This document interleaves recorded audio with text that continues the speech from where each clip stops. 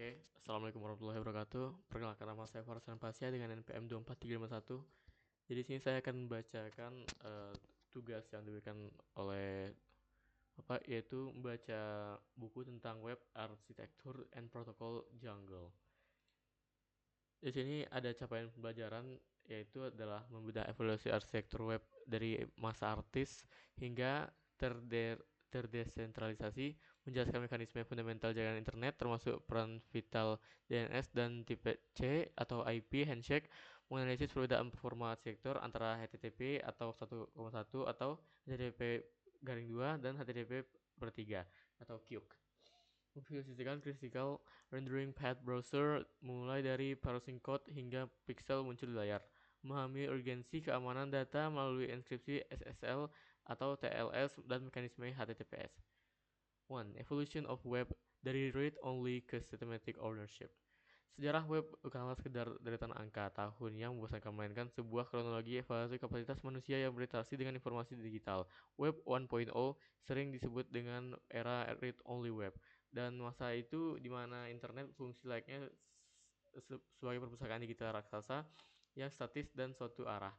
Pada masa ini, penggunaan hanya bisa mengkonsumsi konten tanpa memiliki kemampuan untuk memberikan umpan balik atau berinteraksi secara langsung dengan halaman tersebut. Situs web dibangun menggunakan file HTML murni yang disimpan di server fisik, dan setiap kali dia melakukan perubahan informasi, pengembang harus mengetik kode etik secara manual dan mengunggahnya ulang. Bayangkan ini seperti membaca koran cetak, kamu membacanya di beritanya. Kamu tidak dapat langsung berkomentar di kertas koran tersebut agar dibaca orang lain. Pergeseran paradigma mulai dari secara drastis sudah munculnya Web 2.0 sekitar pertengahan tahun 2000-an, dikenal dengan era Read Write Web atau social game changer, karena dengan kemungkinan atau social web, teknologi seperti Ajax, asynchronous JavaScript, dan XML menjadi game changer karena memungkinkan halaman web memperoleh data sebagian tanpa perlu memuat ulang halaman tersebut atau reload. Menciptakan pengalaman yang lebih jauh mulus. Di era ini lahirlah raksasa media sosial seperti Facebook, YouTube, dan Twitter, di mana pengguna berubah peran dari sekedar konsumsi pasif menjadi produsen konten atau content creator.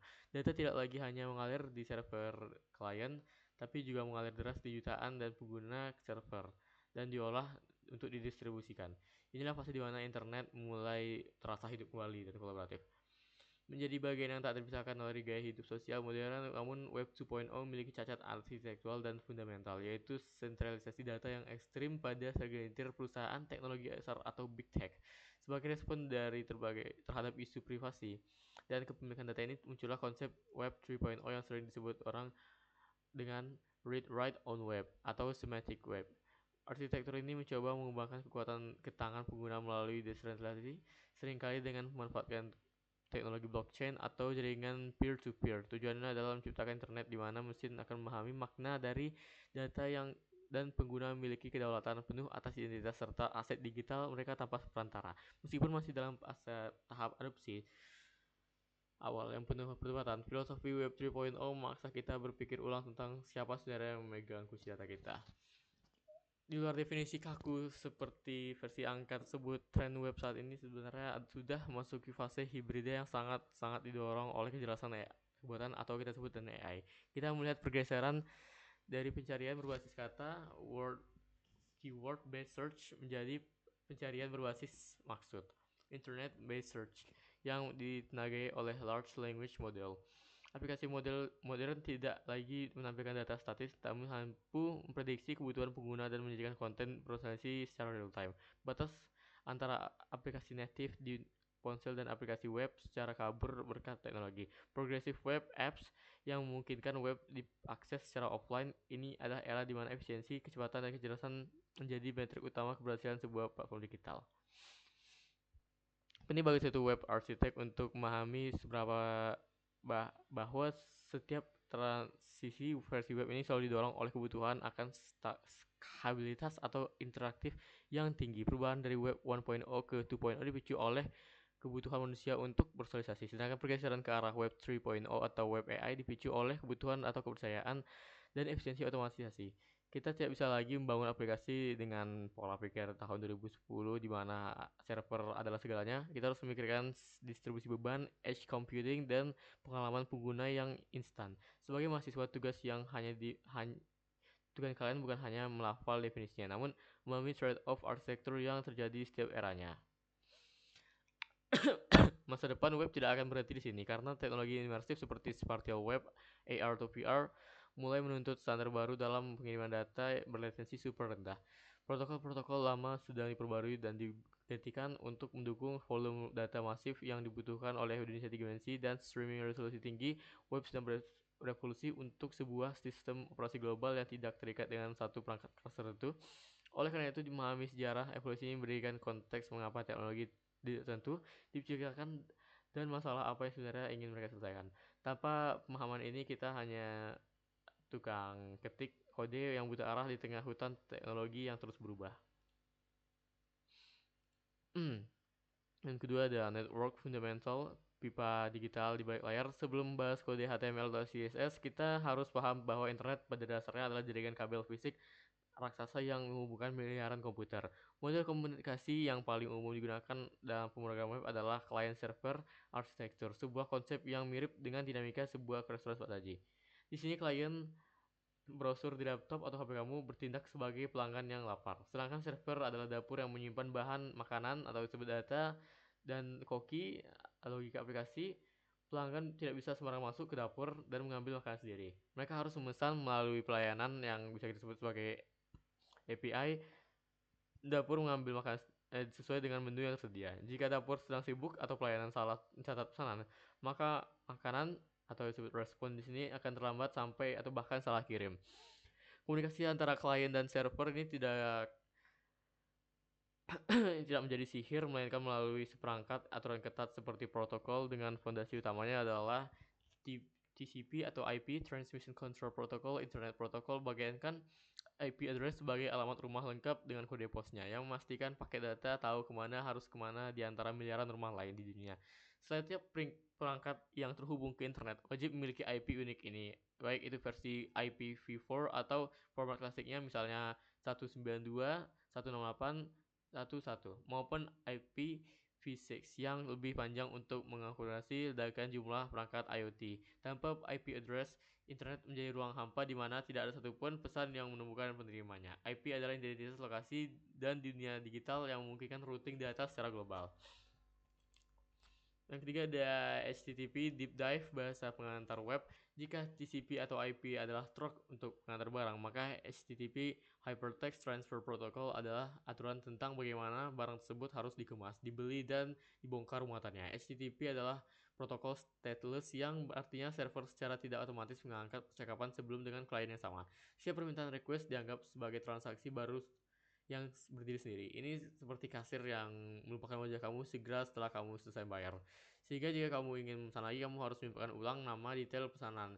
Sifat stateless ini membuat arsitektur web sangat scalable dengan server tidak terbebani memori dan menyimpan riwayat setiap pengguna. Namun memunculkan tantangan dalam mengelola sesi login user. Sebuah HTTP request terjadi dari beberapa komponen vital: HTTP verb, kata kerja, URL, headers, dan bahkan body. HTTPS verb seperti get, mengambil data, post, put, and delete memberikan konteks sematik kepada server tentang apa yang diinginkan klien. Sementara itu headers berfungsi sebagai metadata yang membawa informasi tambahan seperti jenis browser, format data yang diterima, atau token autentikasi. Memahami anatomi request ini sangat penting bagi developer karena kesalahan besar verb atau lupa menyatakan header adalah penyebab umum bug pada aplikasi API. Di sisi lain, server menggunakan dengan HTTP response yang selalu diawali dengan status code, yang dimana kode 3 digit ini memberikan nasib dari request tersebut. Kode 2xx seperti 200, oke, berarti sukses. 3xx seperti 301 move permanently, berarti ada pengalihan. 4xx atau 404 not found, berarti kesalahan di pihak klien. Dan 5xx seperti 500 internet server error, berarti server sedang bermasalah menghafal dan menggunakan status code ini dengan tepat. Jika etika dasar pemrograman web adalah aplikasi front end, maka berinteraksi dengan benar terhadap hasil request. Jangan pernah mengirim status 200 oke jika sebenarnya terjadi error di back end, karena itu akan membingungkan sistem monitoring dan developer lain. Lalu ke depan ada browser rendering engine dari Post ke Pixel. Pernah kamu bertanya apa yang sebenarnya terjadi di Milidarex antara saat kamu menekan enter dan website muncul di layar? Proses ini disebut critical rendering path. Disebut sebuah urutan tugas super kompleks yang dilakukan browser seperti Engine, Blink, Chrome, atau WebKit di Safari. Langkah pertama adalah parsing HTML, di mana browser membaca file HTML mentah dalam bentuk byte dan mengonversinya dalam menjadi karakter dan menjadi token. Akhirnya menyusunnya menjadi DOM tree, Document Object Model. DOM adalah representasi struktur halaman memori yang terbentuk pohon. Jika ada kesalahan sintaks HTML, browser modern cukup pintar untuk mencoba memperbaiki secara otomatis.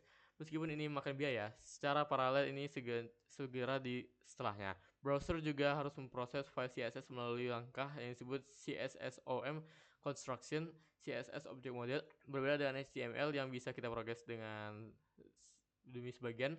CSS bersifat render blocking, artinya browser tidak akan menampilkan apapun ke layar sampai semua CSS selesai dibaca.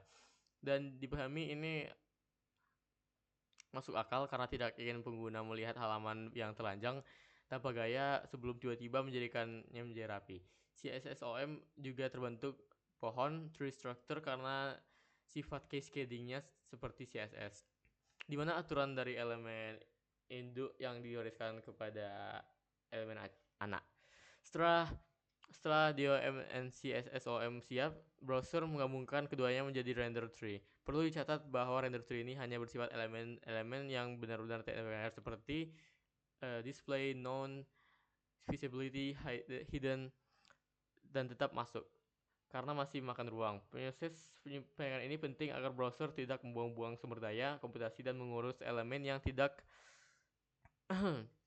tidak membuang sumber daya komputasi untuk mengurus elemen yang tidak terlihat seperti pengguna. Efisiensi perbentukan render tree sangat mempengaruhi beberapa cepat. First Contentful Paint (FCP) terjadi. Bentar, istirahat bentar, mata saya agak lelah.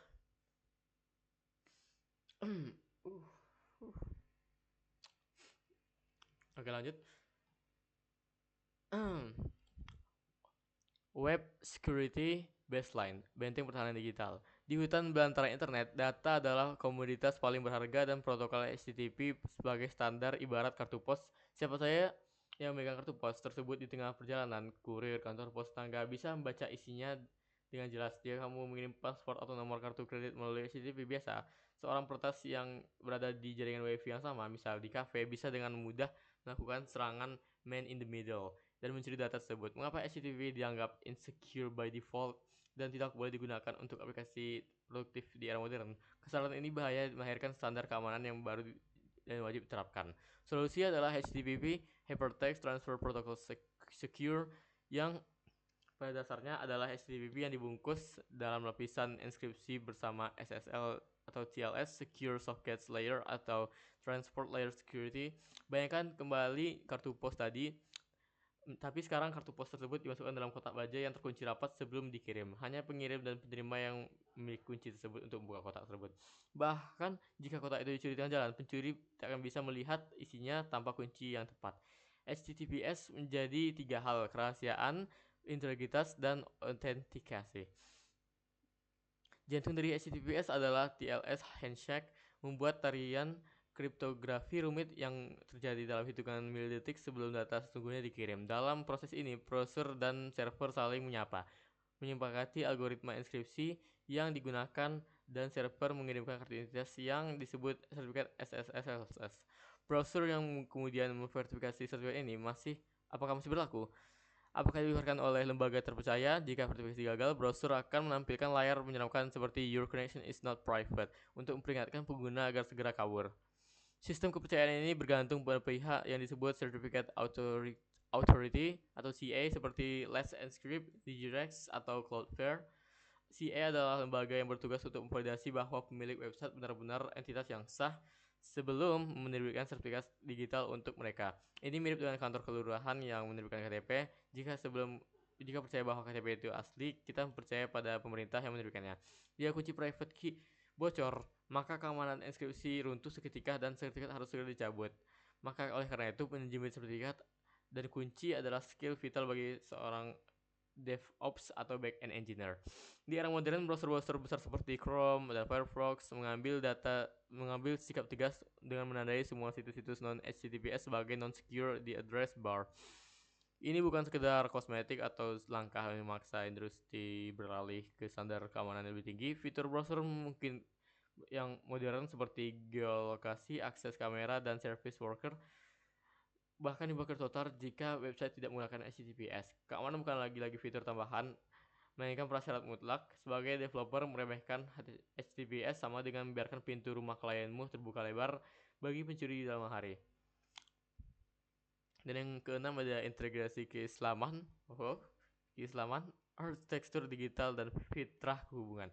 Dalam perspektif Islam, teknologi web menghubungkan miliaran manusia di seluruh dunia dan adalah manifestasi modern dan konsep hablum min annas dan silaturahim. Sebagaimana TCP atau IP dengan kabel serat optik bekerja keras tanpa henti, memastikan data sampai tujuannya demi menjaga konektivitas. Sebagai muslim juga diperintahkan menjaga tali persaudaraan agar tidak putus. Infrastruktur internet yang kita pelajari bahwa isolasi adalah hambatan bagi kemajuan, sedangkan konektivitas adalah kunci pertukaran manfaat. Rasulullah SAW bersabda bahwa siapapun yang ingin memperluas rezekinya dan diperpanjang umurnya, hendaklah ia menyambung silaturahim.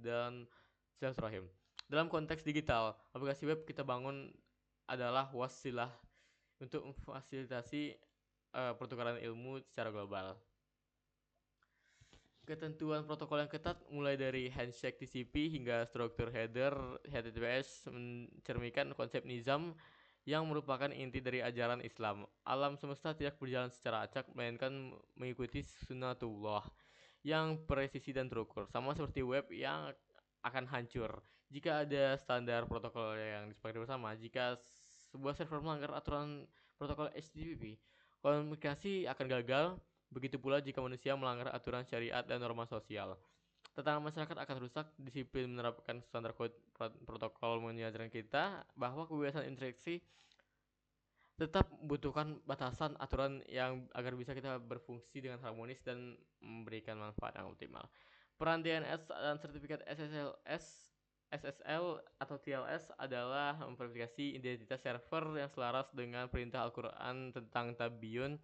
Dalam surah Al-Quran Al-Hujurat ayat 6, Allah memerintahkan kita untuk meneliti kebenaran sebuah berita agar tidak menimpakan musibah kepada orang lain karena kebodohan. Di dunia maya yang dipenuhi dengan phishing dan penipuan, mekanisme keamanan web adalah implementasi teknologi dari prinsip kehati-hatian ini. Memastikan bahwa kita terhubung dengan server yang benar-benar memvalidasi sertifikat adalah bentuk ikhtiar dari menjauhi kebohongan dan penipuan atau gahar. Teknologi melindungi pengguna dari informasi palsu dan memastikan integritas pesan terjaga mengirim pesan hingga penerima tanpa distorsi. Oke, bahkan ada Islam-Islamnya ya, bahkan walaupun kita di web. Istirahat sebentar lagi karena mata saya capek lagi.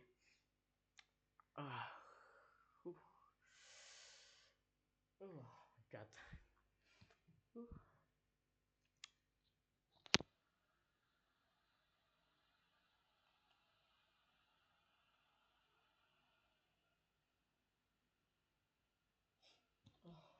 Wow.